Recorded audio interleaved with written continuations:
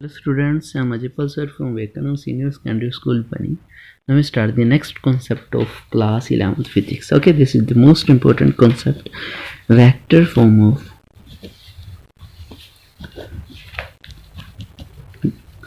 Newton's law of gravitation. Newton's law of gravitation की vector form आज हम drive करेंगे. ओके, तो let's start this concept. Okay, तो शुरू करते हैं. सबसे पहले हमने क्या करना है, दो मास बॉडीज लेनी है, ए और B. Okay, that two mass bodies A, this is the A and this is the B.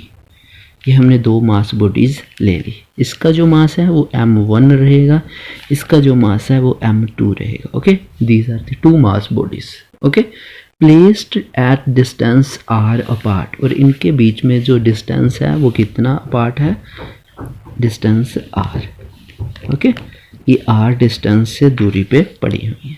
अब आपको पता है आपने इसके पोजीशन वेक्टर्स भी लोगे. ओके, तो पोजीशन वेक्टर हम लेते हैं. सबसे पहले जो पोजीशन वेक्टर हमारा रहेगा r12. ओके, जो r12 पोजीशन वेक्टर रहेगा वो a से b की तरफ रहेगा, 1 से लेकर 2, a से b की तरफ. Unit vector from a to b, ये आप लिख लोगे. ओके, और यहाँ पे दूसरा पोजीशन वेक्टर r21 रहेगा, वो आपका क्या रहेगा, b टू a रहेगा. Okay, these are the unit vectors.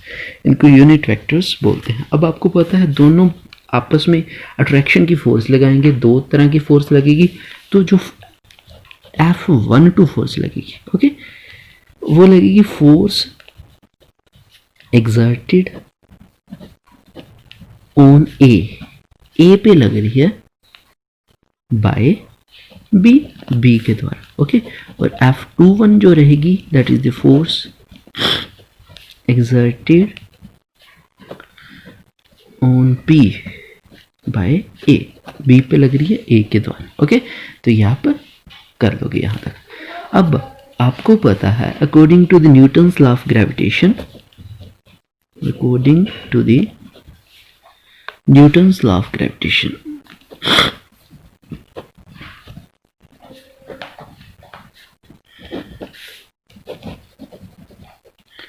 Newton's law of gravitation के according that is the F12 जो रहेगा किसके इक्वल होगा. ओके, ये simple as it is force आपको पता है. कांस्टेंट आएगा, ग्रेविटेशन कांस्टेंट आएगा, मास आएगा, हमने कल किया था m1 m2 बाय में r का स्क्वायर आएगा. और यहाँ पे अगर आपने यूनिट वेक्टर लगाना है तो यहाँ पे 1 2 है, तो यहाँ पे F21 अगर लिखना चाहिए तो यूनिट वेक्टर, तो यहाँ पे नेगेटिव साइन आ जाएगा क्योंकि ये दोनों आपस में एक दूसरे के अपोजिट हैं. ओके, तो ये आप यहाँ तक आसानी से कर सकते हो. अब आपने क्या करना है, इनको भी क्या करना है, यूनिट वेक्टर की फॉर्म में लिखना है. तो चलो लेट्स स्टार्ट, लिखते हैं. दैट इज द F12 जो रहेगा माइनस जी m1 m2 बाय में, ओके, r21 का क्या हो जाएगा, स्क्वायर हो जाएगा. इतना आप आसानी से कर लोगे. ओके, जो r है वो मैंने 21 लिख लिया क्योंकि इधर हमारा यूनिट वेक्टर जिस डायरेक्शन के अंदर यूनिट वेक्टर है उसी डायरेक्शन के अंदर मैं यहाँ पे लिख रहा हूँ. ये माइनस साइन बता रहा है कि ये इससे अपोजिट है. ओके, तो सिमिलरली अगर आप F21 फोर्स निकालते हो, ओके, तो यहाँ पे क्या देगा, माइनस जी m1 m2 बाय में r12 का होल स्क्वायर, और यहाँ पे r21 का आ जाएगा. इससे अपोजिट होगा और कुछ नहीं. ओके, तो ये आप आसानी से कर सकते हो. बट आपको पता है according to the third law of Newton, okay, जो F21 होता है that is the minus of F12. चलो इसके अंदर हम वैल्यू पुट कर देते हैं किसी भी एक की. ओके, तो ये वैल्यू हम पुट करते हैं इसके अंदर. चलो F21 को मैंने यहाँ पे वैसे का वैसे लिख दिया. F12 की वैल्यू मैं पुट करूँ, माइनस पहले से है.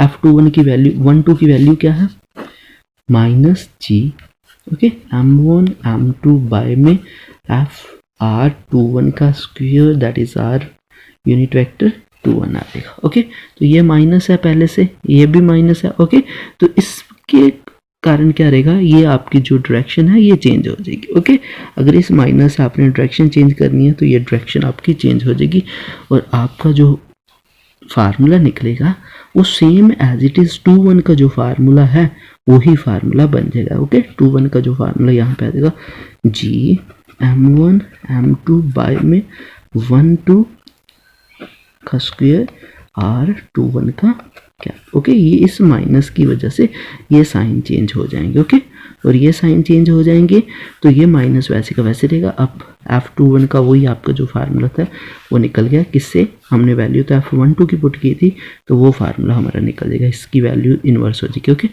This is the Newton's law of gravitation. Okay, तो ये आप कॉन्सेप्ट कर लोगे। I hope you understand this concept. Okay, तो आपको ये कॉन्सेप्ट समझ आ गया होगा। अब नेक्स्ट हम करते हैं important characteristics of the gravitation force. Okay, what are the important characteristics, चलो वो डिस्कशन करते हैं। इंपॉर्टेंट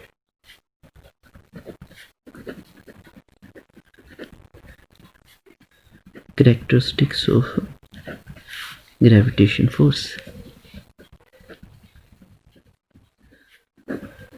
ओके, आपको पता है जो ग्रेविटेशन फोर्स होती है वो ऑलवेज अट्रैक्टिव फोर्स होती है। ओके, तो यही आपने लिखना है। ओके, तो सबसे पहले फर्स्ट लिखते हैं ऑलवेज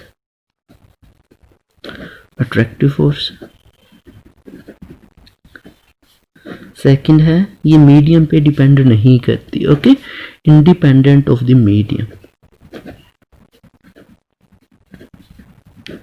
ओके, चाहे मीडियम है बीच में या नहीं है, फिर भी ग्रेविटेशन फोर्स हमेशा लगती है। ओके, और इंडिपेंडेंट होती है साइज ऑफ द बॉडीज के ऊपर। Okay, independent of the size of bodies. Okay, size of bodies पे डिपेंड नहीं करती।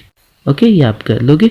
ये सेंट्रल फोर्स होती है, ये आपने सारे कॉन्सेप्ट किए हुए हैं। ओके, सेंट्रल फोर्स होती है, कंजर्वेटिव फोर्स होती है,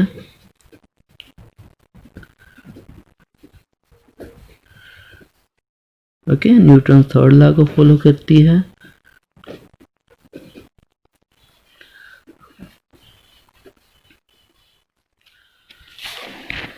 okay, follow Newton's third law को फॉलो करती है।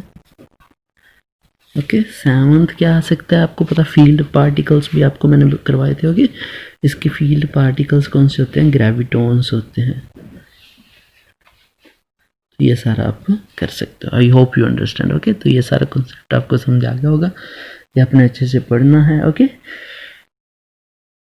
Take care, stay home, stay safe, bye.